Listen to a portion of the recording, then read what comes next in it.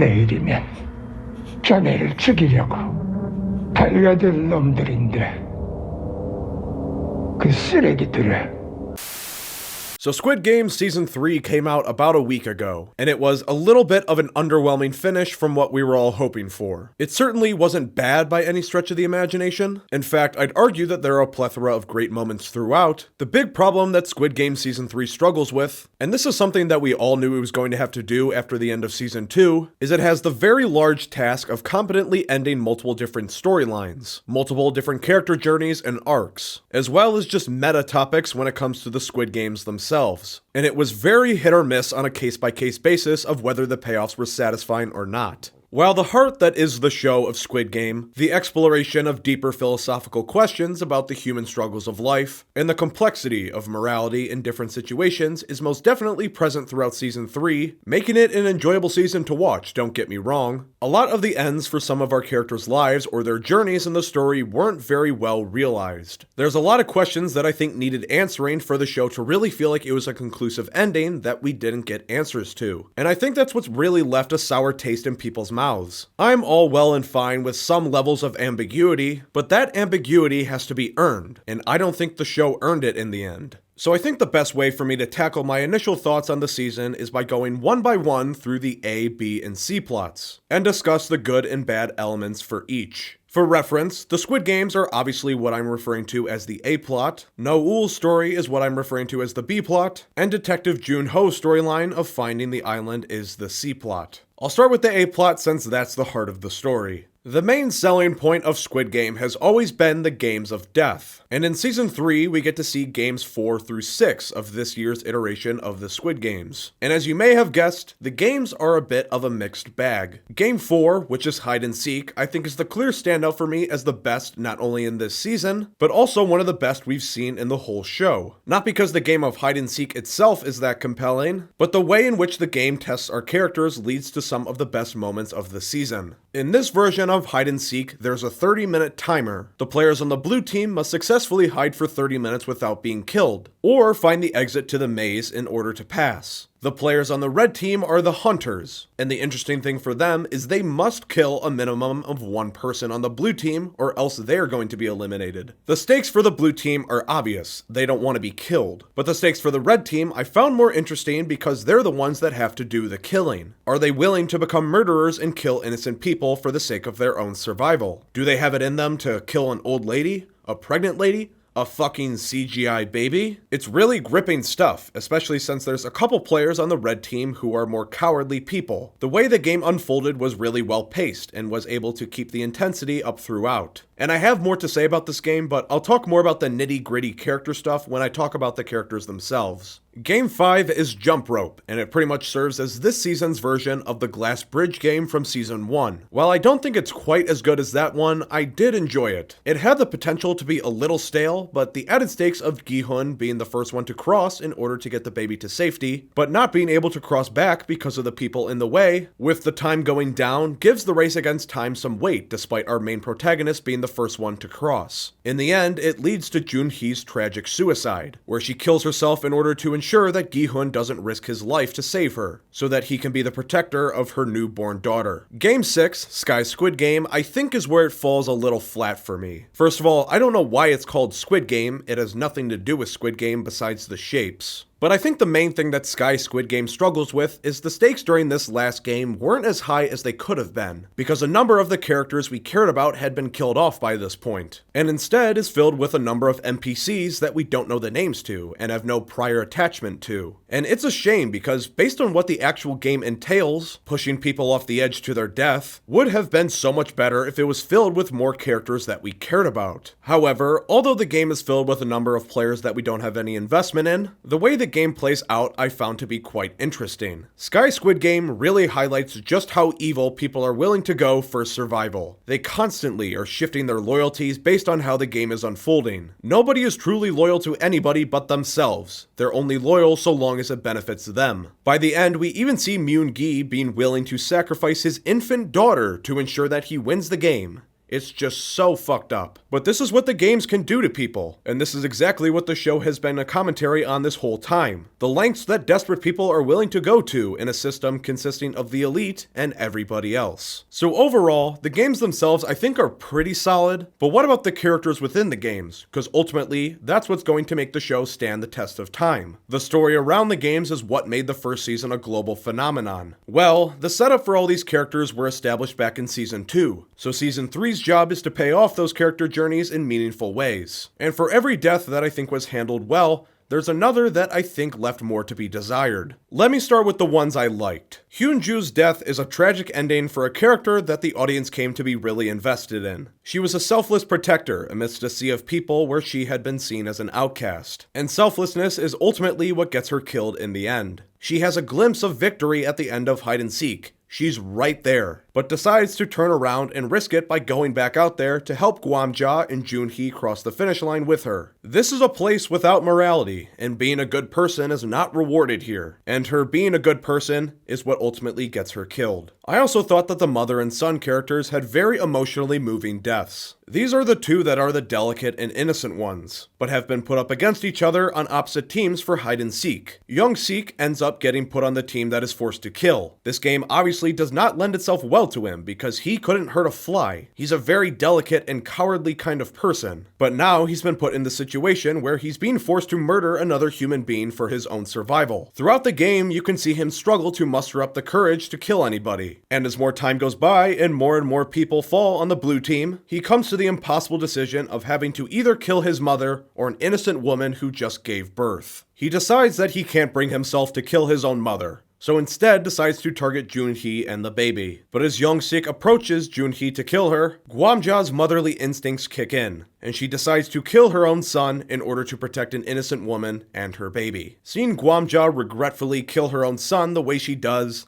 the son that she has been doing everything in her power to protect this entire game, was just gut-wrenching. Guamja returns to the barracks and is haunted by what she has done. That night, she gives one final speech to Gi-hun, saying that he must give everything that he has now to protecting the innocent infant. Guamja, feeling so guilty for killing her son, ultimately decides to kill herself in the night by hanging herself. It's so sad. Her death is ultimately what propels Gi-hun into taking up the responsibility of being the protector of the baby, and reignites the fire in him that had been lost after the failed revolution. I also think that Gi-hun's death was the most powerful in the whole show. And I'm glad that I'm able to say that, because his death was intended to serve as the metaphorical through line of the whole season. Before the game starts, we see In-ho give Gi-hun a knife and the chance to kill all the other contestants in their sleep. We see a flashback to the 2015 games that In-ho was a player in which the old man offered the same decision to him. An offer which he took. He takes the morally corrupt way out, killing the rest of the players in their sleep so that he can win the game.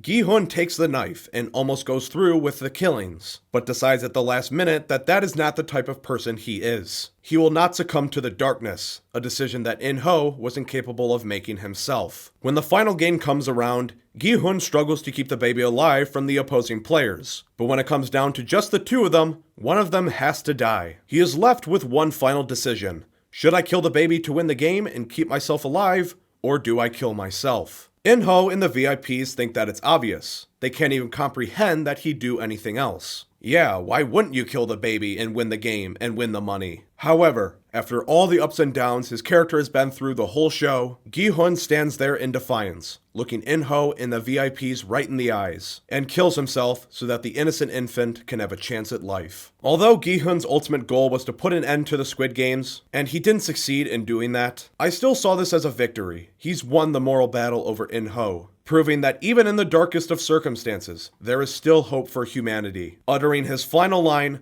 "We are not horses, we are humans, and humans are ... purposefully left ambiguous so that the audience can come up with a conclusion for themselves. From a certain point of view, he in fact played the hero and won. I thought it was really powerful, and you can even see the emotion on In-ho's face. He was genuinely moved by his decision, proving to him, the guy that has lost everything, his wife, his child, his humanity in the Squid Game that he took part in, that there is still hope. Gi-hun, throughout the show, I thought was a phenomenal character, and I saw this as a fitting end to his story. There's also a couple of deaths which I think were fine, but maybe not as strong as the ones I just mentioned. Junhee's death is emotionally impactful, but it more so revolves around what it means for Gi-hun's character going forward. Also, Myun-ji being a villain in the end was an interesting development. You never really knew where his character stood throughout the past 2 seasons. Was he good? Was he bad? You never really knew. He was always straddling that line. However, I do think that his eventual decline into insanity, his willingness to kill his own baby, certainly should have been built up to more gradually. It kinda just happens out of the blue. But anyways, back to his character. On one end, it seems like he's genuinely interested in helping Junhee and getting through this together, so they can restart with themselves and their child on the outside. But on the other end, you see him going through the maze of hide and seek, killing whatever is in sight, because he knows that more deaths will result in the prize share going up. In the end, as we all know, he's willing to kill his own infant daughter in order to win. So I found his death satisfying, while also a little sad, because ultimately, just like everyone else, he's a victim of the game and the awful traits of humanity that it brings out in most people. With all that said though, there's a number of deaths which I wasn't a big fan of and I thought were pretty underwhelming. And besides their deaths, their characters as well really fell flat for me this season. Let's start with one of my favorite characters from season 2, Min-soo. Min-soo was the soft and innocent kid that got picked on and wrapped in with the bullies essentially. His character was interesting to watch because you know his decisions for the most part went against what he wanted personally. And with the death of Semi back in season 2, and him not being able to muster up the courage to try and defend her, you thought that this was going to be the season where he really comes into his own and takes revenge on the people that wronged him and achieves justice for Semi. And he does to an extent, but the more notable thing is that Min-soo is pretty much just reduced to a drug addict for the remainder of the games. Him making the decisions that he does weren't a result of him overcoming personal obstacles, they were a result of him being in a drug-induced state, which I think is a little bit of a cop-out. It would have been much more emotionally powerful if he was able to overcome all those challenges without the assistance of drugs. But instead, I'm led to believe that the only reason he's able to make all of those decisions is because of the drugs, which I found underwhelming. I am also extremely underwhelmed by what they did with Daeho's character. Daeho was someone who I thought was pretty interesting back in season 2. He established himself as a loyal member in the sort of pro-Gi-hun clan. But at the end of the season, when they needed him most, he fell through and exposed himself as a coward. The ramifications of that are at the forefront of the character tension now present between Daeho and Gi-hun. But Daeho doesn't really get to do anything this season besides run away frantically from Gi-hun, who's trying to kill him in hide and seek. His stake in the plot is extremely insignificant this time around. When the two men eventually have their confrontation, Daeho's excuse for lying about everything is he wanted to fit in and be cool. There's so much more that they could have done with him, but instead,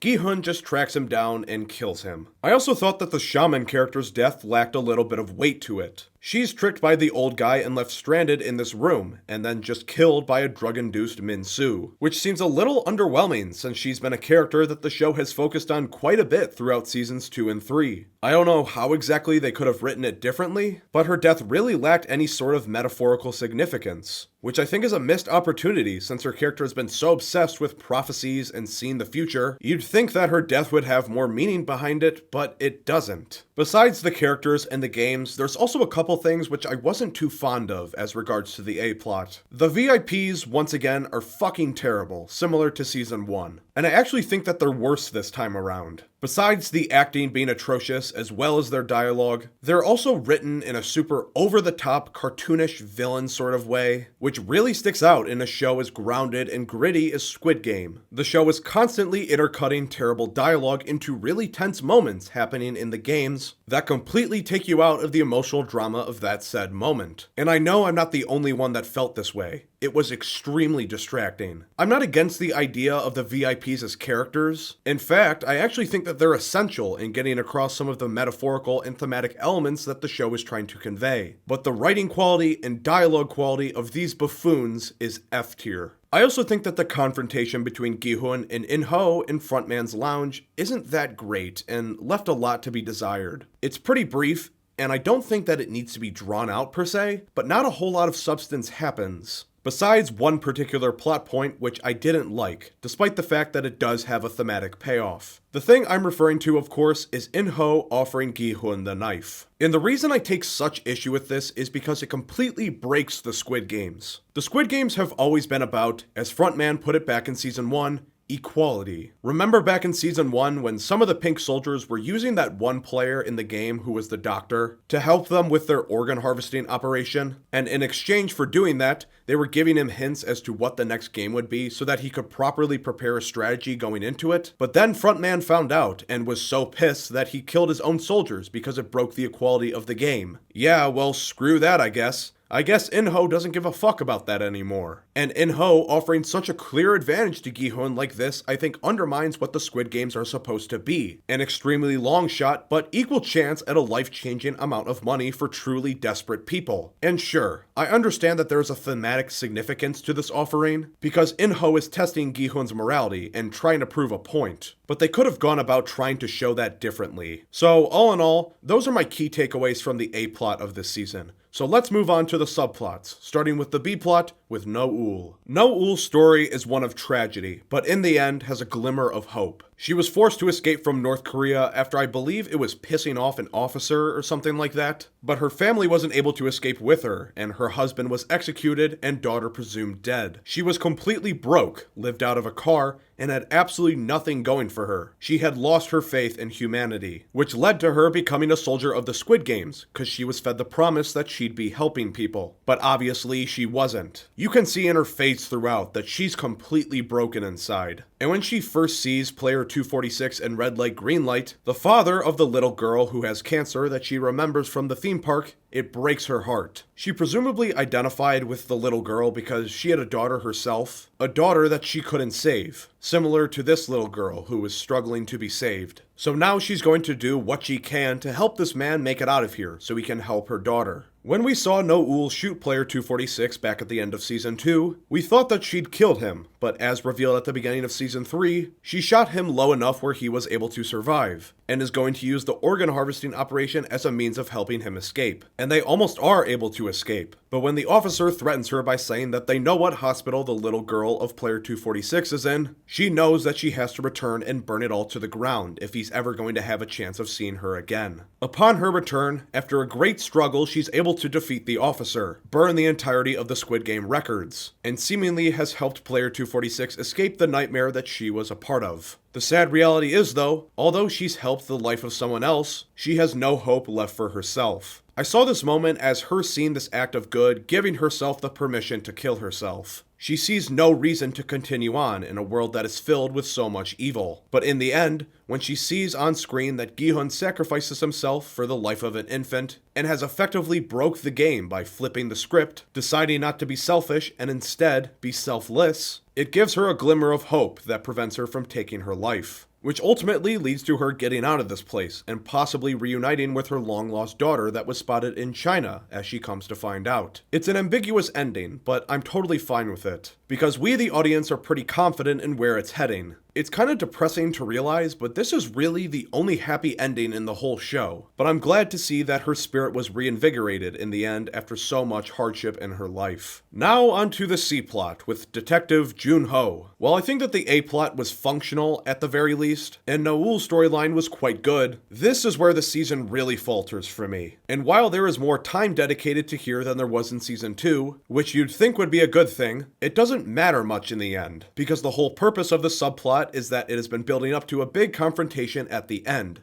whatever that confrontation may be. But a confrontation doesn't happen. There's nothing. 2 whole seasons of build-up, building up to some sort of big payoff, and all we get is a big fucking nothing burger. We don't even get a conversation. All we get is, In-ho! Why? He gives him a blank stare and walks off. Ugh, this pissed me off. What a waste. Don't get me wrong, I'm not saying that there had to be some big battle of the Coast Guard coming in to shut everything down. I don't even think I would have liked that necessarily, but the fact that there was no interaction between these two, I just don't know why they decided to write it this way. And even if you want to say that Jun-ho won because the imminent arrival of himself and the Coast Guard nearby caused In-ho to explode the island, and that makes it all worth it, sure, you can argue that, but did he really win? Cause I mean, let's think about it. Not really. It's only really a setback for the organization. Besides finding the island, Junho's motivation included stopping the games and exposing what was going on there. That motivation stretches all the way back to season 1. He is a detective after all. But since the island is now destroyed, he now has no proof or capacity to prove his claims. People are just going to continue thinking he's insane. His other motivation, of course, is finding his brother. That also stretches back to season 1. That's how he ended up on the island in the first place. But his brother has once again disappeared without a trace, and wouldn't even give him the time of day to converse with him. So that was a fail. Besides the fact that this is a global cult, as we see in the teaser scene at the end, but we already kind of knew that based on one of the VIP's lines back in season 1, where he said that the Korean version of the games was his favorite. Right,